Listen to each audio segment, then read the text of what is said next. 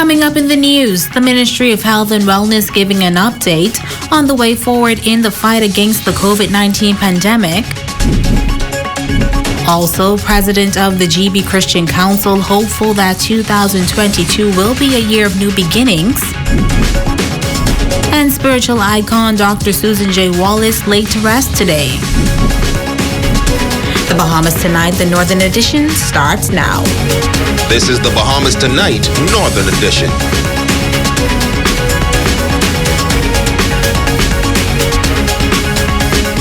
This is the Bahamas Tonight, the Northern Edition. Good evening, all. I'm Jamila Mizik. Thank you so much for tuning in. Topping news tonight, the Ministry of Health and Wellness holding a press briefing this afternoon to give an update on the way forward in the fight against the COVID-19 pandemic. This as Minister the Honorable Dr. Michael Darville has confirmed that the country is now in the fourth wave of the pandemic and concerns continue to mount over the highly transmissible Omicron variant. Dr. Darville is reminding Bahamians to continue practicing the safety protocols, to get tested regularly, and get vaccinated. Another important component in our fight against this virus is sourcing new COVID-19 drugs. We recently signed contracts to acquire these drugs, including monoclonal antibodies, which have been proven to be effective for rapid recovery from the virus. The sooner people know their status, the sooner the appropriate action can be taken to isolate, provide necessary care, and prevent exponential spread. In partnership with private sector labs, my ministry will begin offering free rapid antigen tests for asymptomatic residents at multiple centers throughout New Providence as part of our ongoing pilot testing program prior to the launch of the government national free testing program. The minister also taking the opportunity to remind the public that it is the flu season, and he's encouraging residents to get a flu shot. Remember, the flu has symptoms similar to those of COVID-19, such as fever, cough, muscle ache, sore throat, and runny nose, and too can cause severe illness. The flu vaccine is safe, it's effective, and available at no charge at our public health centers. You can also receive your flu shot when you go to our COVID-19 vaccination centers. It is recommended that all eligible persons over the age of 6 months, get their annual flu shot. Head of the COVID-19 task force at the Grants Bahama Health Services, Dr. Frank Bartlett, gave an update on hospitalizations on Grants Bahama. As it stands in the Random Memorial Hospital, at this point in time, we have 6 persons hospitalized. That's inclusive of 2 persons who have tested positive for COVID, and we have 4 persons under investigation. Our surge here in Grand Bahama started December 9th. Over a period of 2 days, we would have gone from having a break for 2 weeks with no admissions to hospital to 9 over a period of 2 days. We would have peaked at 20 persons, and right now, as I would have mentioned, we have 6 hospitalizations. We had exactly the same number yesterday. Those 4 persons who were under investigation, meaning they were waiting their final disposition based on the testing, those tests would have subsequently turned out to be negative. So as it relates to any type of significant exposures and challenges with hospitalizations and accommodating our clients here in Grand Bahama, we don't have really any of those issues at this point in time to have any challenges with. Dr. Bartlett also revealing that there are a number of healthcare workers presently in quarantine on Grants Bahama. As it relates to the number of persons in quarantine, in Grand Bahama right now, we have 7 healthcare workers in quarantine. That is inclusive of 4 front line workers. That's 2 nurses, 2 doctors, and then we have 2 of our support staff that are actually in quarantine. All of the persons who are in quarantine would have been either exposed to or contracted and would have done testing, for example, say for travel purposes outside of their environment. So as it relates to having any significant exposure in Grand Bahama at the hospital, at the hospital at this point in time. Now to the daily COVID-19 dashboard. Yesterday is showing a decrease in newly confirmed cases. 65 cases were recorded, 50 in New Providence, 4 in Grand Bahama, 8 in Bimini and Cat Key, and 3 with locations pending. 9 of those cases have a history of travel within 14 days. There are 22 persons hospitalized, 2 of which are in Grand Bahama. The death toll is now at 716, with 38 under investigation. In other news, as the year 2021 comes to a close, President of the Grand Bahama Christian Council, Rev Dr Robert Lockhart, giving words of encouragement to Grand Bahama residents, and he is hopeful that 2022 will be a year of new beginnings for the island. President of the Grand Bahama Christian Council, Rev Dr Robert Lockhart, reflecting on the challenges of 2021. We've been through the protocols, through the openings and the shutdowns, and the economic ups and downs of this experience, and the impact on it, on not just on the island economically, but socially, kids not being able to go to school, impacting how churches function, businesses function, how people move around. And I feel that we were very excited about the fact that things were eventually opened back up.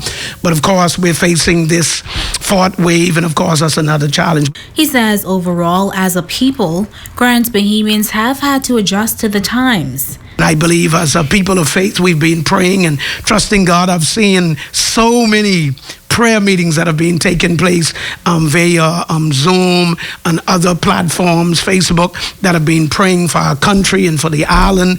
And so I believe in spite of all of it, we're going to be all right. We're continuing to pray that God continue to give the government, as well as the Minister of Health and his team, along with the Bahamian people, the wisdom to help us navigate through this fourth wave and what we're dealing with the global pandemic. However, the Grand Bahama Christian Council president is sharing his hope for the new year.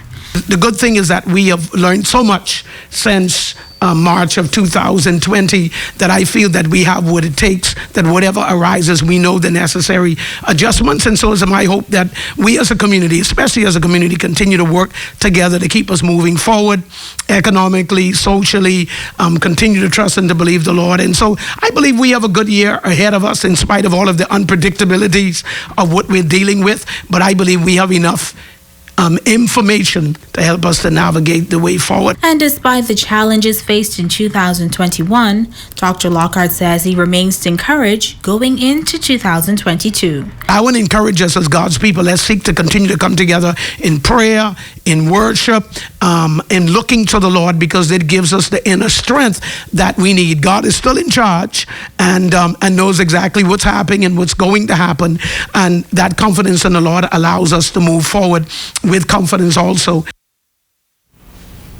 It's that time of year when many people set goals for the new year. A priority for some is getting their finances in order. Tonight, Megan Shepard speaks with a financial guru who shares how you can achieve your goals in 2022. It is that time of year when persons begin to set out their New Year's resolutions and set out their goals for the year ahead. Well, accountant and certified financial educator Kaylee Newton says that at the top of the list should be financial goals. She says that one bit of advice would be considering scheduling payment due dates reminders. You know, a lot of us, we carry our phones around with us, and we like to look at our phones and we like to use it for social reasons. But look at it and use it for financial reasons. Put in those due dates. All of the dates for the full year, put it in and put an alarm to it so that you could be alerted beforehand to ensure that you can pay your bills on time. There's a statistic that says that about $600 is wasted on late payments per year. So if we could dial in and put in those due dates, you can now save that $600. Another thing that individuals should look at is investing. Investing in knowledge, investing in real estate, investing in stocks, bonds, investing in themselves and in their future, retirement, college fund. Those things are things that we now need to focus on. And for those with big financial goals for the upcoming year, look at the due date or the time you want to accomplish that goal. It may be 1 year, it may be 3 years, it may be 5, it may be 10. Regardless of the time, look at the amount and take that time and divide it by the amount of time that you have. And every month, save that amount.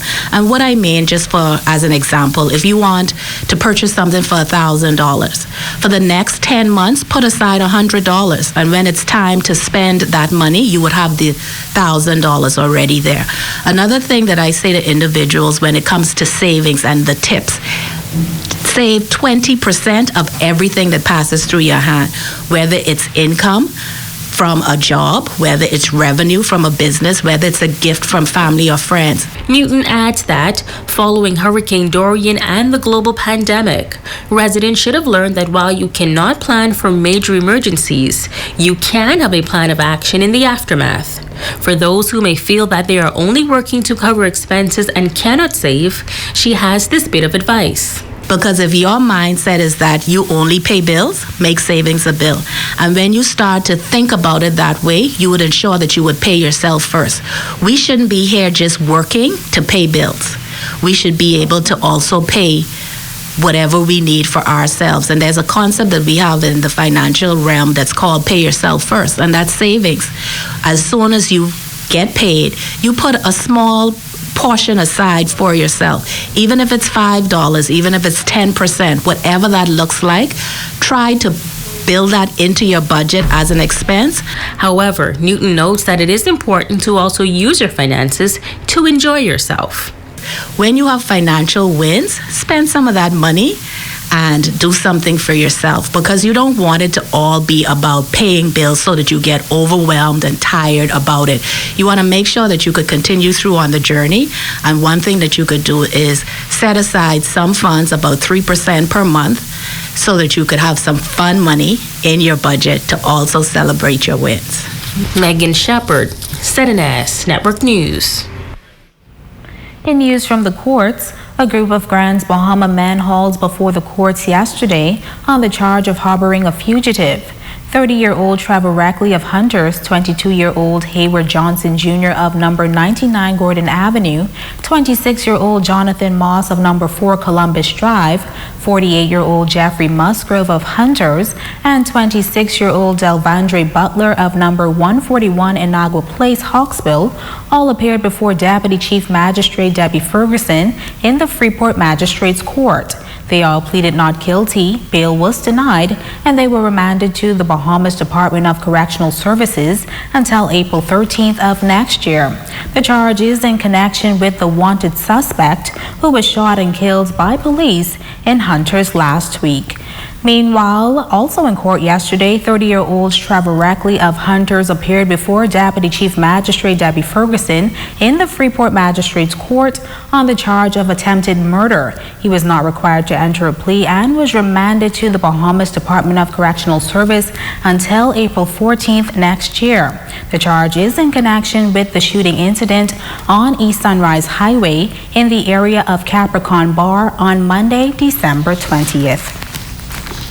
And 30-year-old Sean Thompson of Carmichael Road, Nassau, appeared before Deputy Chief Magistrate Debbie Ferguson in the Freeport Magistrate Court on the charge of attempted murder. He was not required to enter a plea and was remanded to the Bahamas Department of Correctional Services until April 14th. This charge is in connection with the shooting incident on Luna Boulevard, Freeport, on March 30th this year, where a male and female were shot. Members of the City of Freeport Local Government Council announcing the completion and opening of a road in the Caravelle Beach area that will now give residents beach access. Megan Shepard has details. Chief Counselor for the City of Freeport, Kendall Comer, says that they are pleased to let residents know that they now have a newly paved road that will allow them access to a beautiful beach in the central Grand Bahama constituency. Comer noting that during this time of the COVID-19 crisis, fresh air and beach access could be a benefit. The City of Freeport Council is proud on this initiative. It's one that can be used by the residents of the wider public from East End to West End. Going through this pandemic, we think that is a great time. It allows residents of more access to the beach. You can now spread out more, and this is a lovely beach that has been hidden for many years, and now the public can now come out and use it. Be healthy, be safe. Councillor for Central Grand Bahama, Frazette Gibson, noting that this project has been a long time in the making. Once the election takes place and I'm re-elected through the good residents of Central, then we will look at adding more to the completion of this beach access road. This came about through talking with some of the residents throughout the Bahama Terrace area who wanted beach access, and there's no immediate beach in the vicinity other than going to Xanadu that is left for residents in the city of Freeport.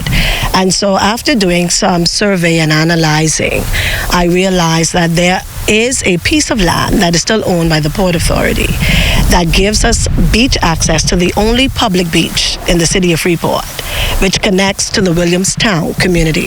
Central Grand Bahama Councillor Marco Carey adding that following a stressful 2 years post-Hurricane Dorian and in the midst of a global pandemic, this new road is perfect for families to enjoy. So it's so timely that we can put a beach access for the residents of Central Grand Bahama, especially Bahama and the Cabo Beach area. Because, over the years, persons always flock to Xanadu Beach.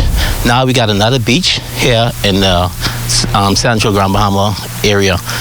Now we have this even in walking distance. You can bring your kids here, the residents in Cabo Beach area and Imperial Park. You can walk here and bring your kids, so you don't have to drive your car. It's a nice stroll to the beach, a lovely beach in the back here. Gibson is encouraging all beachgoers to do their part in keeping the property clean. I want us as residents of Central Grand Bahama to take care of this. This is one of the single largest projects done by any council in the country, and I am proud of it today. I'm sure that the residents are proud because it increases their value of their land, because now they have beach access. And it also is healthy for people to walk to the beach, especially during this pandemic. I think this is a very productive project, and it's something that the council could be proud of. Megan Shepard, ZNS Network News. Stay with us. There's more news right after this break.